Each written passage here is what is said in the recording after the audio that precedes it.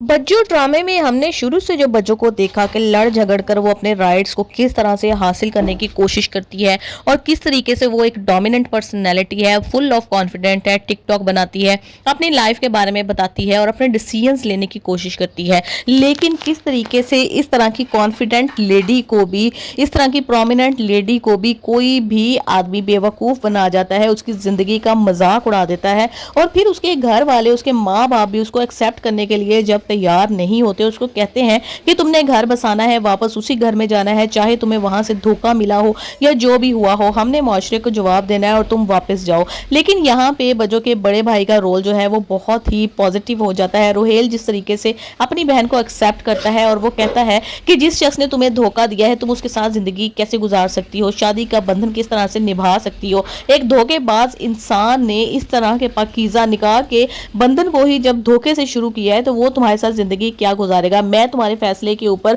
बिल्कुल तुम्हारा साथ देता हुआ नजर आऊंगा तुम्हें। तो बच्चों की आंखों में आंसू आ जाते हैं, वो रोने लग जाती है और अपनी माँ को बताती है कि आप तरह के वालिदैन होते हैं जो कि हमेशा ही अपनी बेटियों को वहां जाने के लिए मजबूर कर देते हैं जहां पे उनकी ज़िंदगी की कोई इज्जत, कोई वक़्त, कोई वैल्यू नहीं होती। बल्कि ऐसी लड़कियां जो हैं दोबारा से ससुराल में जाके या तो जलकर मर जाती हैं या उनके शौहर उनको किस तरीके से मार देते हैं। और इस तरह की स्टोरीज़ के साथ पूरे के पूरा यूट्यूब भरा होता है, अखबार भरे होते हैं। लेकिन फिर भी आप लोगों को एहसास नहीं होता, फिर आप लोग रोते हैं उस मरी हुई बेटी के लिए, लेकिन जब वो ज़िंदा होती है तब उसका कोई भी साथ नहीं देता है। अब जो दिलबर की बीवी है, यानी कि जो उसकी मोहब्बत थी मारिया, जब वो देखती है कि दिलबर ने अपने मकसद को हासिल करने के लिए किस तरह एक औरत की ज़िंदगी को दांव पर लगाया था और किस तरीके से इसने सेल्फिश होकर उस औरत को बाहर निकाला, हालांकि उसने 50 लाख रुपया प्लॉट की मद में, एक अपार्टमेंट की मद में उसके वालिदैन ने दिया था।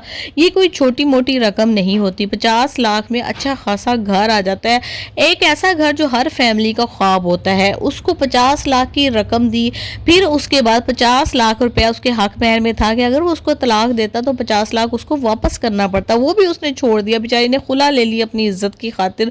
लेकिन जो है उसको शर्म नहीं आई। मारिया जो है ना वो बाद में, पहले तो जाहिर सी बात है खुला लेकर चली जाएगी मुसरत, फिर मारिया भी उसको छोड़ देगी और हैरान रह जाएगा वो कि तुमने तो मेरे इतने पीछे पड़कर शादी करवाई है, किस तरह से तुम कहती थी कि मुसरत को तलाक दे दो तो मैं तुमसे शादी कर लूंगी, अब जबकि मैंने तुमसे शादी कर लिया और तुम भी मुझे छोड़कर जा रही हो। तो वो कहती है कि गलती हर इंसान से हो जाती है और मुझे तुम्हारी असलियत का बाद में पता चला है, क्योंकि जब इंसान किसी के साथ ज़िंदगी गुजारता है या सफ़र करता है तो उसकी असलियत का तभी पता चलता है। और ये गलती जो है मैं इसको जल्दी सुधार लेना चाहती हूँ, मैं इसको ज़्यादा देर तक नहीं रखना चाहती। सारी ज़िंदगी की गलती हो जाएगी, अगर मेरी तुमसे कोई औलाद होगी तो मैं तुम्हें छोड़ नहीं पाऊंगी। इसलिए मैं ये डिसीजन आज ही लेती हूँ कि मैं तुम्हारी ज़िंदगी से चली जाऊंगी। तुमने जैसे ज़िंदगी गुजारनी है अपनी मर्जी के साथ गुजारो, अपनी पागल माँ के साथ।